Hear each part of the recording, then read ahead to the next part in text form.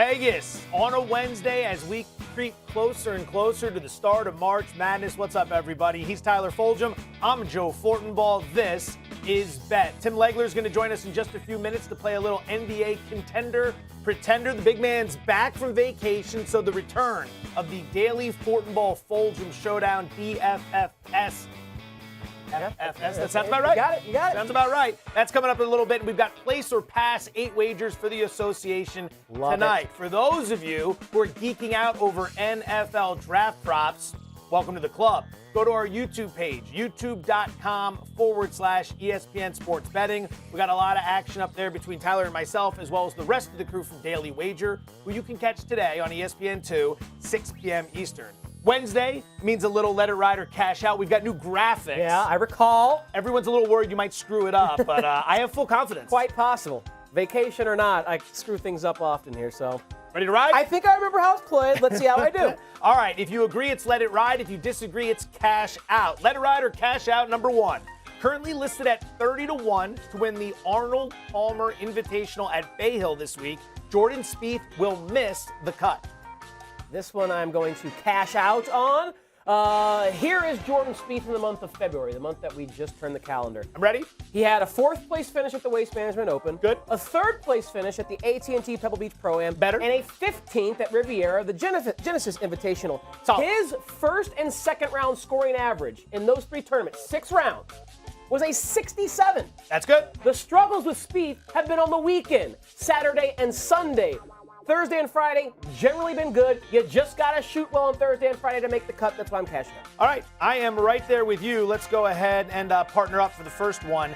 They offer this prop on DraftKings right now. To miss the cut, he's plus 225. He is a big dog. Right here, this is an even money proposition, so it's poor business if we side with it. Now, if you ask me, would I play the plus 225? I'd say a little intrigued because he's never played in this event before. Okay. And as a result, we don't have any course resume, so it's a little worrisome. But you laid out all the reasons why I wouldn't make the wager. He is in very good form as of late. That's the key. This course, if this were, let's call it Shinnecock, or Oakmont, or any of the really troublesome courses out there, and he had never played, maybe I'd be worried. But Bay Hill, he should be all right.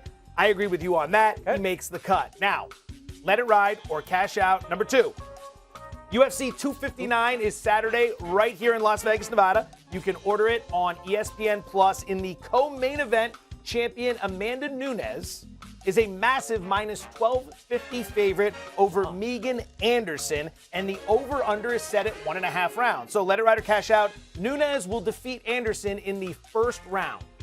I am going to let it ride on the Lioness, Amanda Nunes. 5 of her last 10 bouts, which she's won all of them, 10-0 in her last 10 bouts, but 5 of the last 10, 50%, have ended in the first round.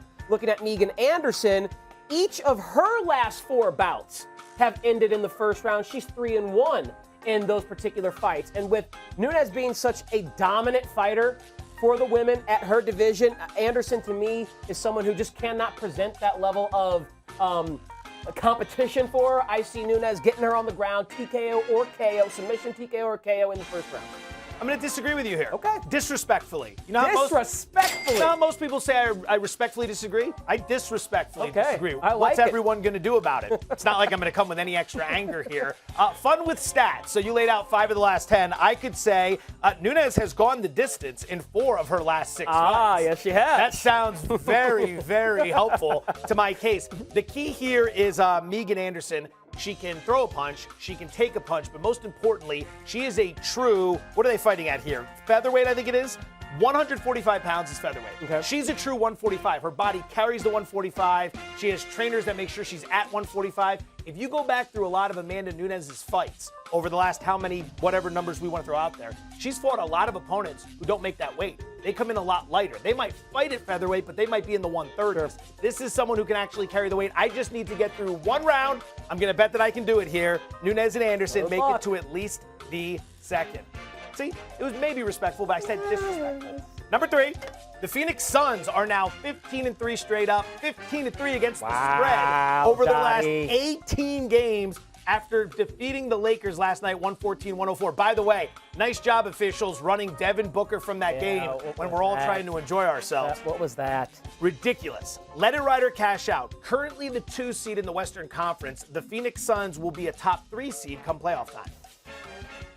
I'm going to let it ride on this one. bad boy. I think the Phoenix Suns are the real deal. We know before the season started, I was bullish on this team, took the over. And I got to tell America, this guy was all over him before the season started. No joke. You were. You deserve your props. I was the only one, I'm sure. No, I mean, Chris Paul, we all. You know what? No, you know what? You trumpet him more than anyone. But I mean, for the whole world, we're talking 6 billion people. I think there's probably one of the mothers of the Suns had to like him. Chris Paul's mom took the over on their win total as well. But they've carried the momentum out of the bubble well, where they did not lose a single game. Chris Paul's added so much credibility. Those youngsters like Mikal Bridges, Cam Johnson, like role players like Dario Saric, who showed up last night. DeAndre Ayton has gotten more consistent, I think, in his role. And Booker has elevated himself into the elite status now, even though he's the same player. They're winning, so he's considered more elite because he's on a winning team. They have a better point differential than the LA Lakers right now. They do? They are ahead of the Lakers in the loss column. I think they actually are a good bet. We talked about this on Daily Wager yesterday at plus 850. Might be down or different now, to win the Pacific Division over the Lakers and the Clippers, because they want to play to prove their credibility. They'll try to win For every the Clippers game. and the Lakers, let's just get to the postseason before it starts. Okay, this time I'll respectfully disagree. Respectful this time, because you dare you? Hot on Phoenix before the season started. To be honest, they check a ton of boxes. It's hard to argue. What I will bring up is this. From now until the end of the season, they have the 7th hardest schedule remaining. Utah, who's ahead of them, has the 29th hardest schedule. Utah is not only playing lights-out basketball, they have the 2nd easiest schedule the rest of the way, so I'm not putting them ahead of Utah. The Clippers have the 19th hardest schedule remaining, and the Lakers have the 9th. So maybe they hold on against the Lakers. But remember, at some point, Anthony Davis is going to come back. And as hot as Phoenix is, at some point, I do expect them to cool off a little bit. But if I'm wrong here, I'm not going to be upset. They have been an awesome LeBron's finally missing a game tonight. AD is going to be out for a couple more weeks.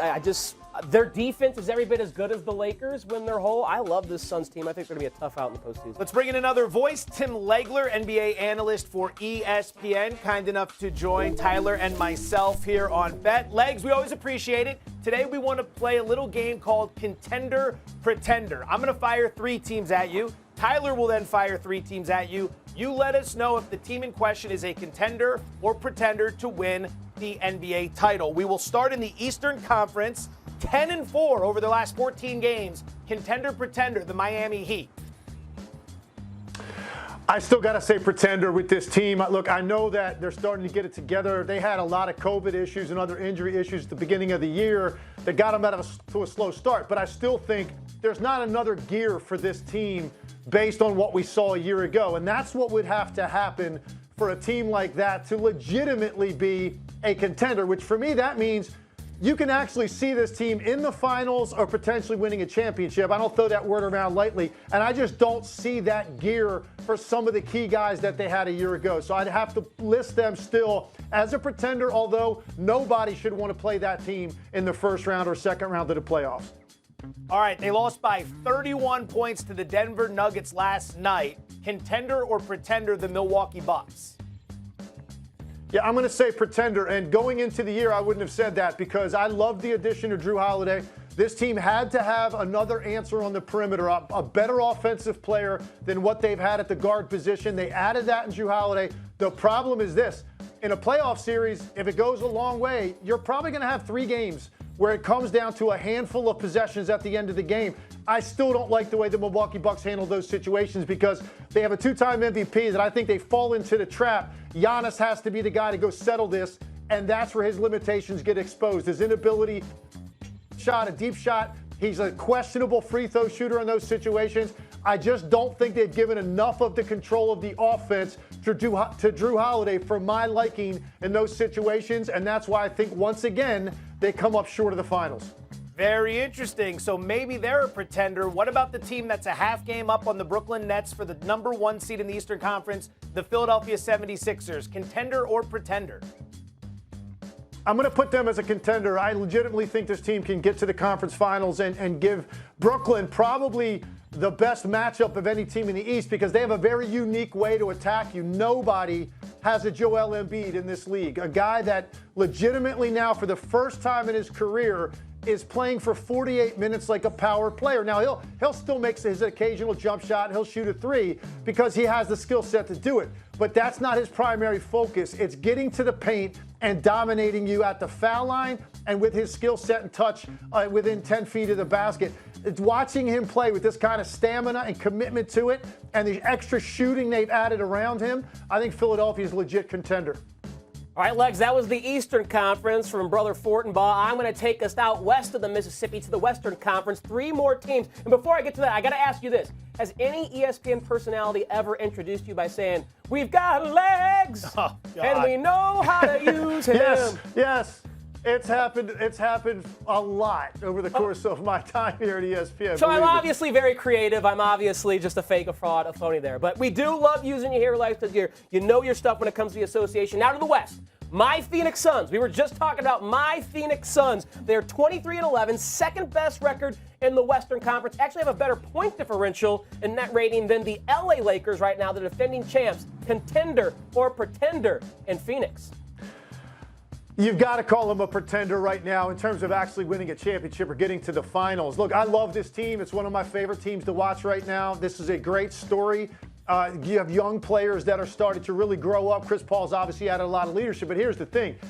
This is a team that when you really look at their matchup potentially, even in the first round, even if they ended up as a 2 seed, when you start talking about having to play either a San Antonio or a Portland or a Denver or one of these teams at the bottom half of the East that's got a ton of playoff experience, I just don't know if we can count on that kind of a progression in 1 year. There are certain rungs on this ladder you have to take. I don't know that you skip 6 rungs and go from a team that became a nice story in the bubble to a team now that's a conference finalist or a finalist. They're not quite there yet, but this is a great story, and I can see them winning a round, but that would probably be about it in the West.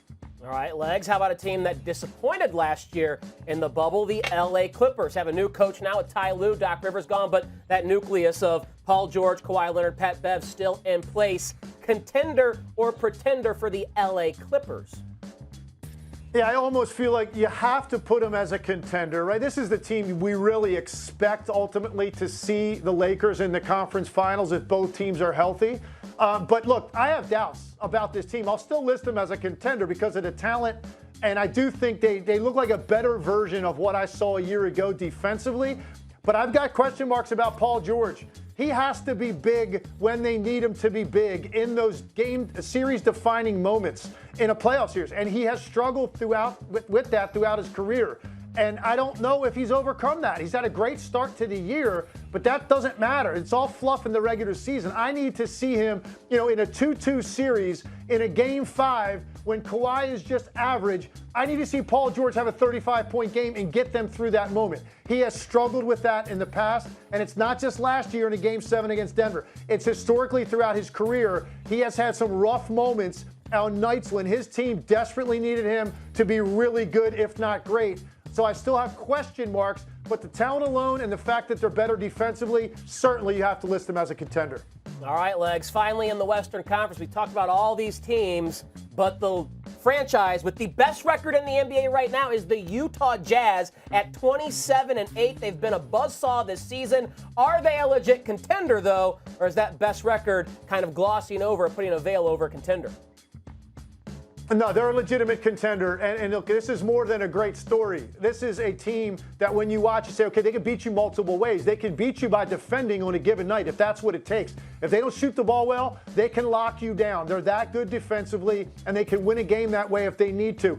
They now have a great second scoring option besides Mitchell to create offense in Jordan Clarkson, who is going to be Sixth Man of the Year. You might as well give it to him right now. And then the final component, I mentioned Philly earlier, how they can beat you in a way that nobody else can with Joel Embiid and a power player. Well, that's the same with Utah with their shooting. They're shooting the three at an unprecedented level because it's not just coming from a couple of guys. It's throughout their roster. And the way they move the ball and the extra pass and the unselfishness and the way it's ending up in the hands of a guy that's a 40% three-point shooter. 6 guys on this team are having career years three-point shooting. That's not a coincidence. This team is legit. They're very hard to defend. And again, they can beat you the other way if they need to, which could be very important in the playoffs. They are a legit Contender would not be shocked to see that team in the conference finals. Or if Lakers aren't healthy, they might even get to the finals. Ironically enough, we might get an NBA Finals preview tonight. A couple of contenders that you mentioned facing off, Philadelphia and the Utah Jazz. Should be a good game in the city of brotherly love. ESPN NBA analyst Tim Legler, kind enough to join us here on Bet. Legs, I apologize for Tyler's singing. Put it out of your mind. ZZ Hopefully Top, you'll join us baby. again soon. Thank you so much. That's all right. I love ZZ Top. We're good. See you, Legs. Thank you. All right, here we go. DFFS, the return, the daily Fortenbaugh Fulghum showdown, a little playoff daily fantasy sport. You've won 3 in a row on me, I believe, right? You won the first 2. I won the last 3. You Wow. were so disgraced. Wow. You left the show for 2 weeks. You are now back. 3 weeks. I'm hearing he's been back for 3 weeks. He's been disgraced. It was disheartening to lose 3 in a row to you. So I disrespectfully hope to kick your you-know-what tonight. Call back to an earlier joke in the show. We are pros around here. Because I'm so classy, I'm going to let you go first. Oh, Why don't you thank you. lay out tonight's lineup for Thank me? you. I am the visitor. I'm in your house now. Here's what my lineup's going to look like All tonight. right. I'm going to anchor it with a lot of LA Lakers don't because say. no LeBron James and no Anthony Davis. So we got Dennis Schroeder in there, who is probably going to be the leading scorer on the team. Markieff Morris is going to get big minutes with no Anthony Davis. Taylor Horton-Tucker has been awesome and averages better than 1.15 fantasy points per minute with LeBron and AD off the floor. The big spins about James Harden going back to Houston. Hope he stayed away from some of his favorite establishments, at least before this revenge game against the Houston Rockets. Walking triple-double, averaging 1.61 fantasy points per minute in his last 5 games. Going to your guy, your buddy Steph Curry, in a matchup against Portland. He has played Portland twice this season. He's averaging 44 points per game against Dame Lillard. He had a 62 burger against this team earlier this season. And then a couple of guys from Dallas with Luka Doncic out, Tim Hardaway, and Jalen Brunson should soak up a lot of usage. Might see something that doesn't surprise you one bit here. Take a look at this lineup, and as they say, great minds think alike. Harden, Curry, and the Lakers stack. Morris, Schroeder. I'm also bringing in Harrell. Okay. With Gasol in the safety protocol. right. Figuring he's going to get a lot of love there. And Kentavious Caldwell-Pope. So ultimately, this is going to come down to a handful of guys. Buddy Hield against a Lakers team that might not bring a lot tonight, but that could be a shootout. He's going to get a lot of action. Denzel Valentine with Otto Porter injured in Chicago. Right. He's been getting more minutes. Great matchup against New Orleans, I believe they play. Can't play defense. New Orleans, 25 of the last 29 have gone over the total. Doo-doo. So you and I can just eliminate like 4v4 here. So, yeah, that's it. We can take so many. I thought I was so clever this morning with the Lakers stack, and then I got word after it had been submitted what you were doing with Lakers stack. It's like, here we go. Yeah, and we go. The Dallas guys got into my lineup late because the Luka news broke late, and I like it. It's 4v4. That's a good. we go. As long as we have like 4 or more that are different, that's usually fun. There we go. All right, we will see. We'll recap tomorrow Good when we're luck. back at 4 p.m. Eastern, 1 p.m. Pacific. Now it's time for Place or Pass, bringing this back into the mix as well. We have 8 wagers we're going to lay out. 4 for Tyler, 4 for myself. You will hear the wager, and you will either place the wager, means you agree, or you will pass on the wager, meaning you disagree. Relatively simple, but a good chance we still figure out how to screw it up. Nonetheless, are you ready, sir? I am ready. Your number 1. Jazz at the Sixers tonight, the marquee matchup. Donovan Mitchell over 3.5 3-pointers made, plus 140. You've seen old school, right? Oh, yeah. Remember when Vince Vaughn and the crew are taking the test, they're doing the written test, and he looks at the proctor and goes, Yeah. this is a good line. I like the line. Yeah, I mean, Donovan Mitchell is basically averaging 3.3 3-point makes per game this season. Right on that number. He's shooting more than 8 per game at a 38% clip. So, I mean, he's right on this number. I'm going to place the bet, though, just because I like the value of the over at plus 140 better than the value of the passing or taking the no at minus 170. I think they're going to need Donovan Mitchell to have a big game to beat Joel Embiid, Ben Simmons, and the Philadelphia 76ers. And I think Mitchell will show up and start gunning from 3, have a good game. So I'm going to place this, especially because I love the plus value at plus 140. And as a degenerate, you might just place all of these. You know? Perhaps. Spoiler. We could place all 8 of these bets just because we want to. Same game, Joel Embiid over 15.5 assists plus rebounds, even money. That's mine. Yeah. That's going to be a pass. I was going to ask you that, but you just, disrespectfully stole it from me. That's okay. What do you mean? I was going to ask you, hey, Joel Embiid in the same game. Are you going to place or pass? So we had a pre-show meeting about whether or not we should set it up back and forth, and I was told he talks too much. You handle it. He talks too much. Wow. What is my mother producing this show? If you, I got your back. Okay. I thought it would be a great idea. You can tee me up the rest of the way out. How's that sound? Sure, sounds fantastic. I'm going to pass on this wager. Embiid's averaging 14.8 rebounds plus assists when playing at home, 14.1 when playing on the road. So he's slightly below this number on average. Now, a lot of those games are blowouts, so he's not playing late. This isn't expected to be a blowout. He should go late. I'm passing because it's even money. I would want about plus 120 here, given the matchup, given Utah's ability to rebound, given the numbers Embiid's put up on the season. But it's not going to surprise me in the least if he finds a way to get there. He shows up big in big-time spots on quite a few occurrences. Okay. Ready for number 3? Yeah, I'm ready for number 3. I will set you up here. You will set me up then. All right, Nets at Rockets. James Harden's return to Houston, first time back since the trade. A James Harden triple-double at plus 180. And you're the master of these on Daily Wager, 6 p.m. Eastern, ESPN 2. I liked it a lot better when it was plus 200, 2-1 last night, an hour ago. I'll still place it at plus 180 because I do think Harden is going to use the revenge narrative.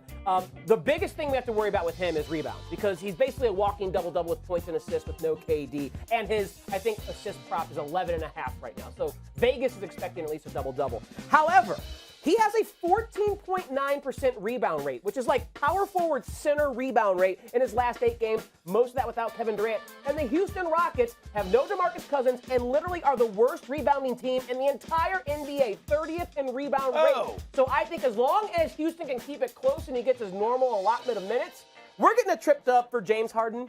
Might even like it enough to mention that as a best bet in Daily Wager coming up later. How about that? I like it. Give me something. In that same game, on that same team, KYRIE Irving against Houston over 33.5 points plus dimes.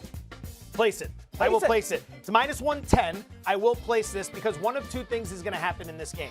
Either Houston's going to show up because they don't want to be embarrassed by Harden, and the stars in this game are going to play big minutes, or Houston's going to get blown out like they have. They've lost 12 straight by an average of like 12 points per game. They're getting crushed. And in that event, that means the net stars are putting up big numbers, and then they can rest late. So I will bank on that happening. Houston's lost 12 straight, like I said, by 17 points per game. They're allowing 118 points per game during that stretch. I will go ahead and place that wager. I can see him getting that with points alone. Points alone? Yeah, if the game is closer. I mean, Harden's going to put up, you would assume Harden's going to have the big night to send the message, but hopefully Irving gets there as well. All right, let's go to the shootout of all shootouts tonight because that's all New Orleans knows. The Pelicans are hosting the Chicago Bulls. Zach LaVine, who's having an amazing season, over 5.5 assists at plus 120. Yeah, I'm going to pass on this reluctantly. I saw the candy on that with the value at plus 120, but I'd like it to be closer to plus 150. Right. LaVine has only gone over this threshold, had 6 or more assists in 2 of his last 10 games. And while we expect this to be a shootout with a lot of possessions, a lot of buckets,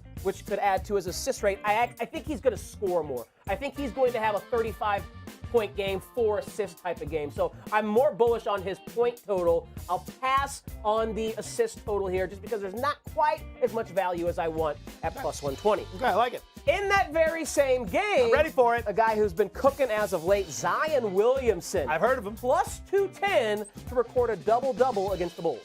I am going to place this wager tonight because of that price. Now, he's played 33 games this season. He's scored 10 or more points in all 33 games. So I'm not worried about points. However, assists, blocks, steals, hasn't had 10 or more in any game this season in any of those categories. So we're talking about rebounds. That's going to be the key here. We need the rebounds. The way I see it, Chicago is a top 5 team in terms of pace. These two teams are going to fly up and down the court in this game. You've got a total sitting around 237, so they're expecting a high-scoring game. The higher the pace metric, the more shots you get off. The more shots you get off, the more points you can score. Also, the more shots you get off, the more shots you can miss, creating more rebound opportunities. Chicago's around 12th in rebounding this year, so at plus 210, I'll take a shot, given how many possessions should occur in this game. I like it, especially for the value, and Zion's just been an absolute beast as of late. His price in daily fantasy has come up from like low 7,000s, low 800s to above 9,000. He's just been a machine as of late. Did you see his shot chart for the month of February? He's shooting over 60% from the floor, and like everything is right there like Shaq, right under the rim. I'm going to tease as well ahead to Daily Wager, 6 p.m. Eastern on ESPN2. I have a Zion Williamson prop that I'm going to be mentioning that I like in this matchup as well. Not the same as yours. I'm intrigued. But They kind of correlate, so to speak. If it's the double-double prop, I know where I heard Well, it. it's not. It was about a minute ago. But there is a correlation. Okay. I'll just let you Okay. marinate on that. Final game of the night, Dame versus Steph. Golden State traveling to Portland to take on the Blazers. For you, Steph Curry scores 30 points, and the Warriors win this game, plus 175. We both like Steph Curry. If you saw just a few moments ago, DFFS, we both have Curry in the lineup.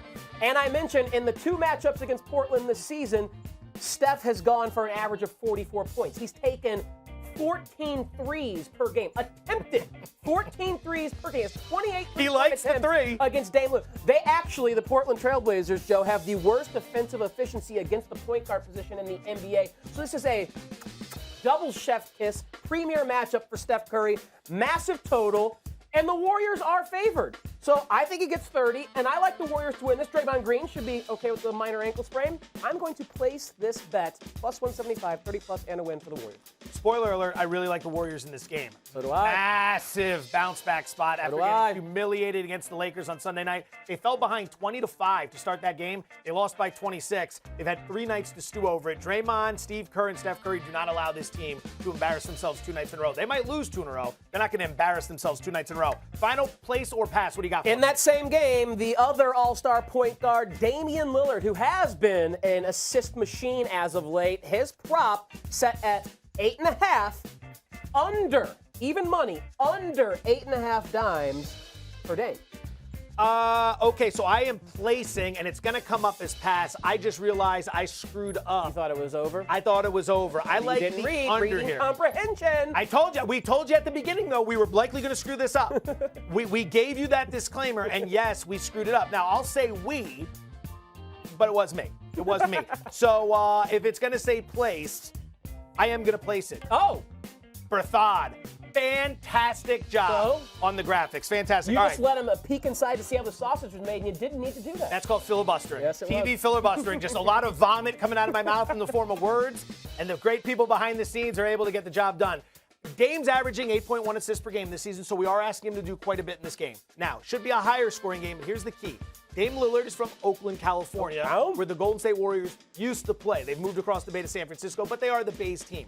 Lillard loves showing up for this game. This is the game that means more to him than anything, especially when it's on the road and you can put fans in the building. Now, it's in Portland, no fans in the building, but here's the thing. When Lillard goes off against the Warriors, it's not in the assist category. Right. It's in the points category. I believe he got him for 30 or more in both those meetings earlier this season. And assists-wise, he had 4 in the one game and 8 in the other. So even having 8 still didn't get him over. So for this game, I'm going to go ahead and place that wager on under 8.5 assists. To the graphics people behind the scenes, looking at you. If I had a beer right now, you'd be getting a toast. All right, final segment of the show.